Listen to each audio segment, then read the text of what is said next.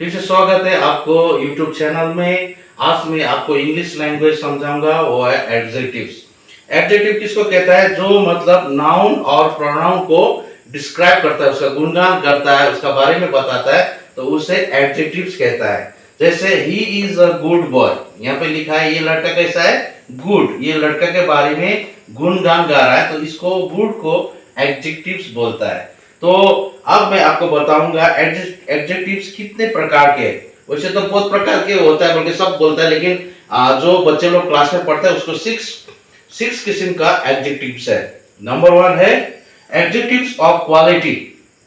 ये मतलब इसका क्वेश्चन होता है व्हाट काइंड, किस तरह का बोल के ये इससे मालूम होता है। जैसे दिस बॉय इज इंटेलिजेंट, मतलब ये लड़का पढ़ने में अच्छा है। इंटेलिजेंट क्या हुआ? ये इसका क्वालिटी हुआ, ये बॉय का क्वालिटी, उसका गुण हो गया, तो इसको बोलता है एडजेक्टिव्स ऑफ क्वालिटी। तो दूसरा है एडजेक्टिव्स ऑफ क्वांटिटी। क्वांटिटी मतलब कितना दिखाता है। ये मतलब जो चीज हम लोग गिन नहीं सकते, जैसे नमक हुआ, चीनी हुआ, बालू हुआ, इसमें लगता है। जैसे ये वर्ड हुआ, जैसे सम, मोस्ट, इनफ, मच, ऑल, ये चीज आपको एडजेक्टिव ऑफ क्वांटिटी में लगता है। तो ये भी आपको याद हो गया। इसमें आपको पूछना कितना है, तो सम ये हो गया एडजेक्टिव ऑफ क्वांटिटी। अब एडजेक्टिव ऑफ नंबर में तो आपको नंबर होने से मालूम 1 2 हो गया, फर्स्ट सेकंड थर्ड, ये चीज सब आता है। 1 2 फर्स्ट सेकंड थर्ड। अब डेमोन्स्ट्रेटिव एडजेक्टिव, उस दिन मैंने आपको समझाया था प्रोनाउन। डेमोन्स्ट्रेटिव हमेशा this, that, such, certain, this, those लगता है। उसी तरह से इंट्रोगेटिव एडजेक्टिव मतलब जो प्रश्न पूछता है, जैसे हुज, व्हाट, व्हिच लगता है, ये 3 लगता है। हुज, व्हाट, व्हिच लगता है।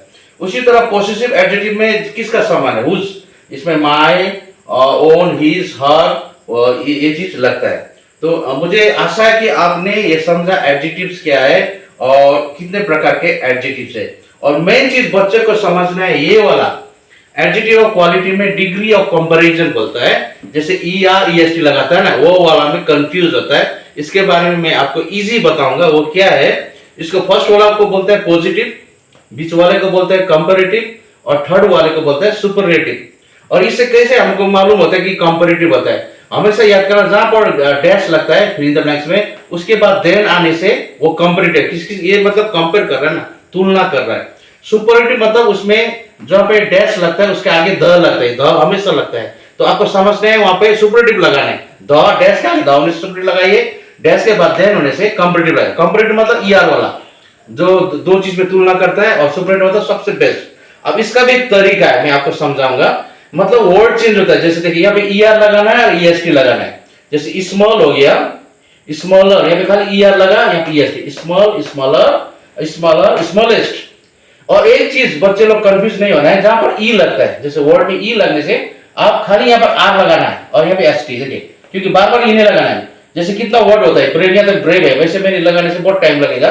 मैं खाली आपको उदाहरण बोलूं, जहां पर ई लगता है खाली यहाँ पर आर लगाना है, यहाँ पर ST। जैसे यहाँ पर अब 3 वर्ड वाला होता है ज्यादातर, और कभी कोई 4 भी होता है। इसमें हम लगाया CVC। सी मतलब कंसोनेंट, V मतलब वावल, वावल आपको मालूम है AEIOU, AEIOU वावल, और C मतलब कंसोनेंट, जो दूसरा होता है BC। ऐसे जब भी ये CVC लास्ट में आने से वो लास्ट वाला वर्ड रिपीट होता है, उसको एक बार और लिखना। You have to repeat that the last letter, like here BIG, BIGGER, BIGGEST, biggest. ये चीज आपको याद करना है। और कभी कभी लास्ट में वाई लगने से आप वाई को हटाइए। Y, you just omit Y and in place of Y you just write I. Y को हटाकर आपको आई लगाना है, और ER यहाँ पे वाई हटा के EST, ये चीज याद कीजिए। और कभी कभी इसमें वाई भी नहीं होगा, जी भी नहीं होगा, ये हो मतलब इसमें मोर लगता है, मोस्ट लगता है। जैसे कितना जिनिस में, जैसे करेज, मोर करेजियस, मोस्ट करेजियस, करेजियस, मोर करेजियस, मोस्ट करेजियस। कभी कभी इसमें क्या होता है, मतलब वर्ड ही चेंज होता है, गुड, बेटर, बेस्ट। ये चीज आपको याद रखना। लास्ट वाला मैंने खाली एक एक करके समझाया, और मुझे आशा ये कब लगता है, ये चीज आता है फिल इन द ब्लैंक्स में। हमेशा याद करना, जहां पर फिल इन द ब्लैंक्स में डैश के बाद देन लगता है, आपको ये बीच वाला लिखना है, बीच वाला। जहां पे डैश के आगे द लगता है, आपको ये लास्ट वाला लिखना है। जहां पे डैश के बाद ये द भी नहीं होगा, देन भी नहीं होगा, ये आपको बीच, ये फर्स्ट वाला लिखना है। तो ये चीज याद करना है, जहां पर बहुत सारे बच्चे लोग कंफ्यूज होता है। और मुझे आशा है आपने एडजेक्टिव समझा। इसी तरह से मेरा वीडियो देखिए, सब्सक्राइब कीजिए, और please share. I request the YouTube also, please put my video in the new places so that they could watch this adjective. Thank you so much for watching this.